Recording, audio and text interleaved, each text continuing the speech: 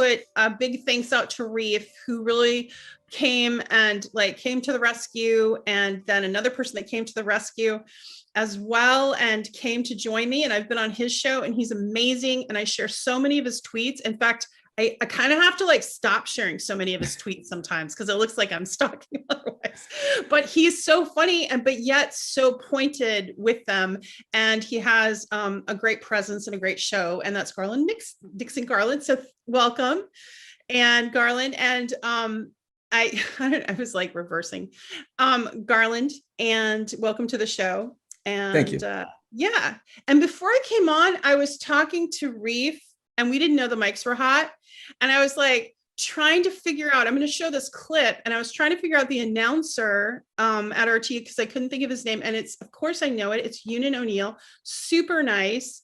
And we were talking, Garland, about the shooting that just happened. Mm-hmm. And I made a few comments about my views. And what I wanted you to do was just see that it's a very short clip, but just see it and then give me your opinion of it. Certainly. And kind of what you think. Okay. So here we go. I'll let Reade put it up. New York state officials have pledged to fight right-wing extremism following Saturday's mass shooting in Buffalo. A gunman killed 10 people, most of them black, at a local supermarket. Authorities see the attack as being racially motivated. But mark my words, we'll be aggressive in our pursuit of anyone who subscribes to the ideals professed by other white supremacists, and how there's a feeding frenzy on social media platforms where hate festers more hate. That has to stop. The suspect, a white teenage male, allegedly posted a statement expressing neo-Nazi sentiments. Images of the manifesto, which included the so-named Black Sun Nazi symbol, spread online. Social media users were quick to point out that Azov battalion fighters in Ukraine use the same sign as part of their emblem. NATO is arming and training neo-Nazis in Ukraine's white supremacist Azov movement, who use the same fascist symbols as the terrorist mass shooter in Buffalo, New York. Weird to see a lot of people praising neo-Nazis from Azov for 3 months 24/7 on here suddenly being outraged with another local neo-Nazi from Buffalo. They will go back to cheerleading for Azov tomorrow and tell how they aren't actual Nazis, and it's a difficult issue. After the Buffalo shooting, I see liberals are back to declaring Nazis bad. Should be interesting how they explain how the Stalingrad Black Sun is a Nazi emblem on an American terrorist but patriotism when worn by Ukrainian Azov soldiers. Also, the same symbol worn by Ukrainian soldiers emerged in a tweet posted by NATO, congratulating Ukrainian women on International Women's Day. The tweet was later deleted after sparking criticism from people who spotted the emblem. Well, signs of extremist views have featured in a number of Western media reports during the conflict, but given little comment. For example, the BBC interviewed a soldier who had a Nazi badge on his jacket here, while the Sun newspaper showed a funeral ceremony but failed to mention an attendee clearly wearing another SS division emblem. Let's cross live now to Tara Reade. Tara's an author and former US Senate aide and is very welcome to the program. Hi, Tara.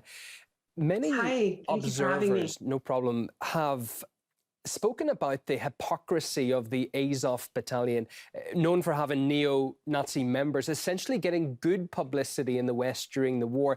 What's your take on that connection? Well, I think it's really stunning how America has been, lifting up these neo-Nazis since 2014, since the Maidan, which Victoria Nuland was there.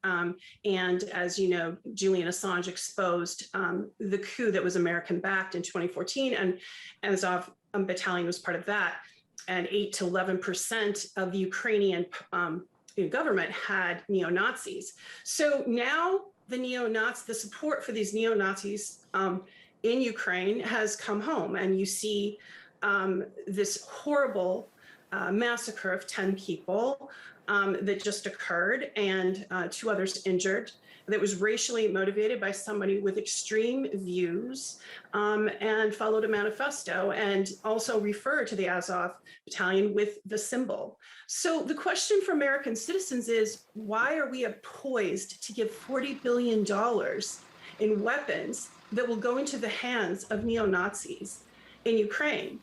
And you see right now on Western media, they're discussing gun control, they're discussing more censorship by social media of these extreme neo-Nazis' views, but they're not talking about the elephant in the room, which is that the US government and NATO are funding neo-Nazis in Ukraine, and that sentiment is spreading across the globe.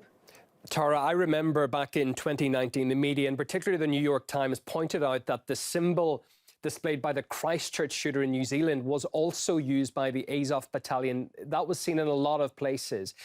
Why haven't they done that in this case, do you think?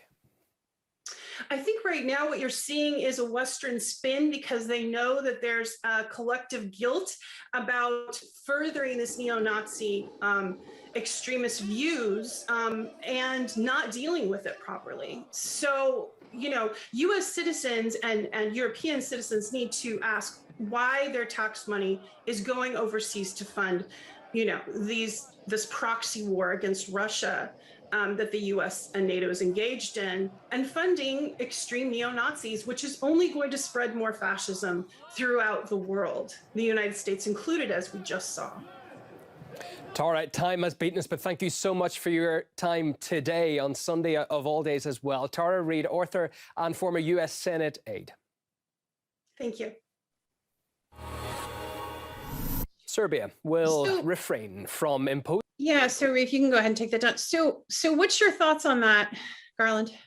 Oh, a number of things. You know, as soon as it happened, because I've been really covering, I've been one of the people that have really been covering the Nazi Ukraine issue for months and months now, for a long time. As soon as that happened, my initial reaction was blowback, that this is blowback. The United States is lionizing these Nazis. If you look at the narrative around the Azov battalion in the US, right? They're the toughest fighters. They're Ukraine's toughest fighters. They're the last holdouts. They're like everybody else has fallen in Mariupol, but not the Azov battalion. They're the toughest guys you can possibly get, right? Now, you put that together with the fact that they are avowed neo-Nazis, the message that you are sending to people throughout the West is the Nazis are the toughest people. Here's where it gets dangerous, and here's where I connect it to the Buffalo shooter. He's an 18-year-old kid. You're an 18, you want to be a superhero. Everybody, when you're still a kid, you've got a man's body, but a child's mind at that age. Trust me, I remember.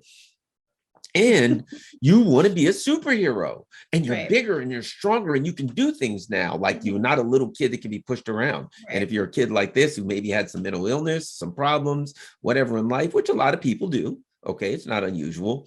Now you look for an opportunity to be like the Azov battalion. Well, if you want to be like the Azov battalion, you got to shoot somebody, because that's what the Azov battalion does. They're army men, right? You got to be an army guy. So we're creating an environment where we're lionizing these neo-Nazis, and where these young men, they're going online and they're saying, wow, look at the Azov battalion. Oh, I'm watching videos of them. Look, they got camouflage stuff and guns. They sure are tough. Let me turn on CNN. And here's Joe Blow from the Azov. They literally had people from the Azov battalion on CNN and all of these media showing them. So you're a kid, you're taking this in. Man, they're looking pretty tough. And so I see this as blowback, where the US has created an environment where we're literally saying to the young people of this society, the toughest fighters, the real superheroes are neo-Nazis. And that's the blowback is starting to, this is the first. It won't be the last. This is the first of many neo-Nazi. And keep in mind, it's not like a Ukrainian person who was a neo-Nazi caught a plane over here and did it. Our leaders literally transferred the mindset from the Ukrainian neo-Nazis to young people right here in this country through their propaganda. It's a sad state of affairs, and we're going to continue to pay for this for a long time.